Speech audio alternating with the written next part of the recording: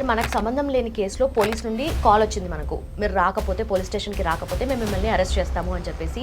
ఈ kind of behaviour మనం చూసినప్పుడు హెరాస్మెంట్ లాగా మనము పోలీస్కి అగేన్స్ట్ అట్లే మనం వెళ్ళొచ్చా? ఆ వ్యక్తిని హెరాస్మెంట్ చేయటం, సంబంధం లేని విషయాలు పిలవటము, గంటలు కూర్చోబెట్టడము, కొంతమంది లేడీస్ని టైం దాటిన తర్వాత కూడా కూర్చోబెట్టడం. మనం హైకోర్టుకి వెళ్ళి మనం డైరెక్ట్గా ఎగెన్స్ట్ పోలీసు మనం కేసు వేసుకోవచ్చు. పోలీసు వాళ్ళకు చట్ట ప్రకారం కొట్టే హక్కు లేదు. వాళ్ళు ఏమైనా నువ్వైనా తప్పు చేస్తే నిన్ను కస్టడీకి తీసుకోవటము, నీకు ఇబ్బంది పెట్టకుండా జడ్జి కూడా ప్రవేశపెట్టడము, నిన్ను జైలుకు పంపటము, ఇన్వెస్టిగేషన్ చేయడం వాళ్ళ డ్యూటీ.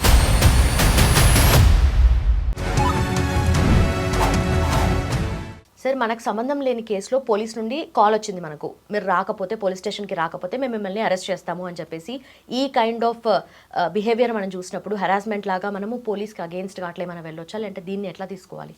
అంటే జనరల్గా ఏంటంటే ఎప్పుడైనా కూడా పోలీస్ వాళ్ళకి ఏదైనా కంప్లైంట్ వచ్చినప్పుడు దాన్ని ప్రైమరీ ఇన్వెస్టిగేషన్ అని కానీ ప్రైమ్ ఆఫీసర్ అని అంటాం. జనరల్గా వచ్చినప్పుడు ఏంటంటే వాళ్ళు కాల్ చేస్తారు, కాల్ చేసి దానికి సంబంధించిన డీటెయిల్స్ అవన్నీ అడుగుతారు.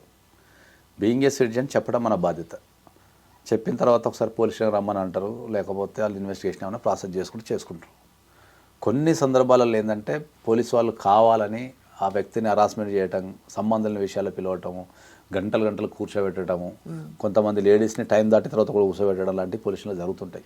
అది డిపెండ్ అప్ దానికి ఏ కారణాలే ఉండొచ్చు, కానీ అట్లాంటివి జరుగుతుంటాయి జనరల్గా. సో అట్లా జరిగినప్పుడు ఏంటంటే మనకు సంబంధం లేని విషయాలలో పిలవటమో, లేకపోతే పోలీసు వాళ్ళు చట్ట ప్రకారం ప్రవర్తించకుండా మనల్ని బెదిరించడము, లేకపోతే అవుట్ ఆఫ్ ద కోర్ట్ సెటిల్మెంట్కి ఫోర్స్ చేయడం లాంటివి చేసినప్పుడు మనం హైకోర్టుని అప్రోచ్ అవ్వచ్చు.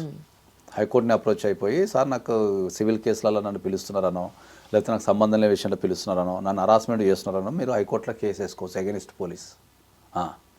సో ఇవి చాలా రెగ్యులర్గా జరుగుతుంటాయి.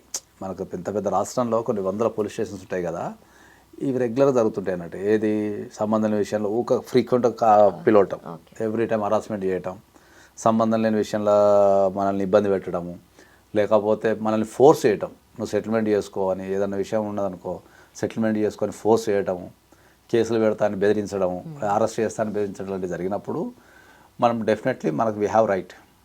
మనం హైకోర్టుకి వెళ్ళి మనం డైరెక్ట్గా ఎగెనిస్ట్ పోలీసు మనం కేసు వేసుకోవచ్చు. ఎగెనిస్ట్ పోలీస్ కేసు వేయడానికి ఏంటంటే చాలామంది భయపడతారు. ఓకే, అమ్మో పోలీస్కి ఎగెనిస్ట్ కేసా, అమ్మో పోలీస్కి ఎగెనిస్ట్ వేస్తే నన్ను ఉండనిస్తారా, అరెస్ట్ చేస్తారా అని భయపడతారు.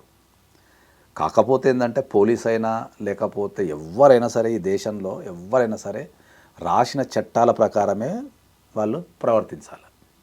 ఆ చట్టాల పరిధి దాటి ఎవరు ప్రవర్తించినా కూడా వాళ్ళ మీద చర్య తీసుకునే అధికారం కోర్టుకు ఉంటుంది. Especially high court and supreme court. Okay, ఈ హైకోర్టు అండ్ సుప్రీంకోర్టుకి ఎనీ గవర్నమెంట్ అథారిటీ మీద కేసేసే అధికారం మనకు ఉంటుంది. అది ఒక నాట్ ఓన్లీ పోలీస్.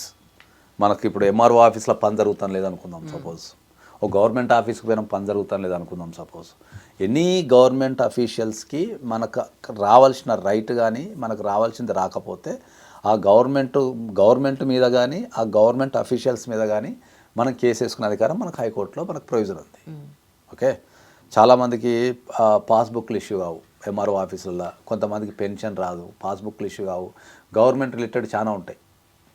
ఓకే, ఆ గవర్నమెంట్ కొంతమంది ఏమో అక్రమంగా ఇల్లు కూలగొడతారు, కొంతమంది ఏమో గవర్నమెంట్ జాగాని మన ప్రైవేట్ని ఆక్రమించేసుకుంటారు, లేకపోతే రోడ్లు వేస్తుంటారు.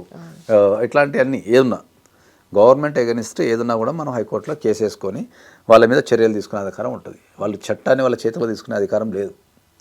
సో మీరు ఎప్పుడైనా సరే ఏంటంటే ఈ భారతదేశంలో ఎవరైనా సరే మనకున్న చట్టాల ప్రకారం ప్రవర్తించాలి, ఈవెన్ దో పోలీస్ కూడా. కాబట్టి మనం ఏం చెప్తున్నామంటే ఏంటంటే మిమ్మల్ని ఏ పోలీస్ ఇబ్బంది పెట్టినా, ఏ పోలీసు మిమ్మల్ని ఇబ్బంది పెట్టినా, మీకు సంబంధం లేకుండా రమ్మని చెప్పినా అఫ్ కోర్స్ మనం డెఫినెట్లీ పోలీసు వాళ్ళకు సహకరించాలి ఇన్వెస్టిగేషన్లో. ఓకే, ఇప్పుడున్న సౌలభ్యం ప్రకారం ఏంటంటే ఎక్కువ కాల్స్ చేస్తారు, లేకపోతే 1-2 సార్లు పోలీస్ స్టేషన్ రమ్మని ఎంక్వైరీ కోసం రమ్మంటారు. వెళ్ళాల్సిన బాధ్యత మన దగ్గర 100% ఉంటుంది. నువ్వు వెళ్ళి ఫోన్లో ఎక్స్ప్లెనేషన్ ఇచ్చినా, తర్వాత నువ్వు వెళ్ళి ఎక్స్ప్లెనేషన్ ఇచ్చినా వాళ్ళు సాటిస్ఫై కాకుండా, ఓకే, వాళ్ళు ఇంకా మిమ్మల్ని ఫోర్స్ చేయడం కానీ, లేకపోతే సెటిల్మెంట్ చేసుకొని బెదిరించడం కానీ, ఫ్రీక్వెంట్గా పోలీస్ స్టేషన్ పిలిచి పోలీస్ స్టేషన్లో కూర్చోబెట్టి మిమ్మల్ని ఇబ్బంది పెట్టడం కానీ లాంటివి చేస్తే మీరు డెఫినెట్గా మీరు హైకోర్టుకి వెళ్ళి పోలీస్ మీద చర్య తీసుకునే అవకాశం ఉంటుంది.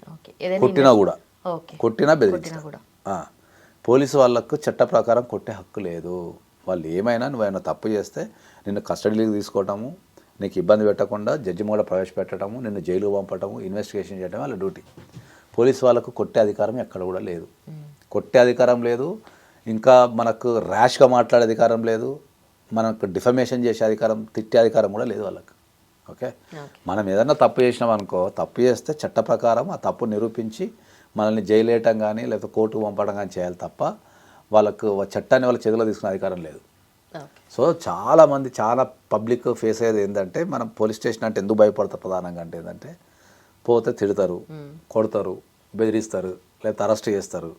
ఇట్లాంటి దాంతోనే చాలామంది బెంబేలు ఎత్తిపోతుంటారు. సో ఆ బెంబేలు ఎత్తినప్పుడు ఏంది అంటే, మిమ్మల్ని పోలీసు వాళ్ళు లేదా ఎనీ గవర్నమెంట్ ఆఫీసరు మిమ్మల్ని ఏ రకంగా ఇబ్బంది పెట్టినా కూడా మీరు ఎప్పుడు భయపడకండి. డైరెక్ట్గా మీరు హైకోర్టుని అప్రోచ్ అయితే మీకు 100% న్యాయం జరిగే అవకాశం ఉంటుంది.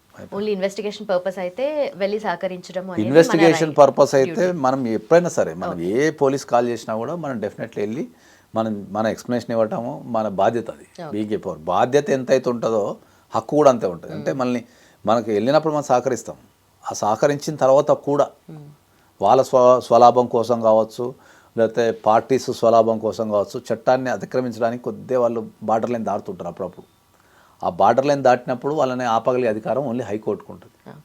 సో మీరు పోలీసు వాళ్ళు ఎక్కడ ఇబ్బంది పెట్టినా కూడా మీరు హైకోర్టులో కేసు వేసుకోవచ్చు. Thank you so much.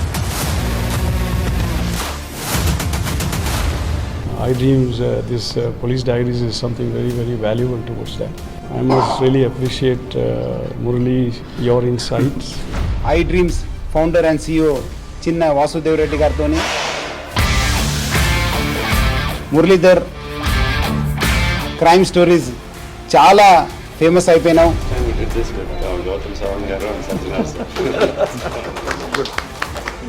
Well done. Congratulate him for doing so well, and I congratulate him, his boss also, for doing so well.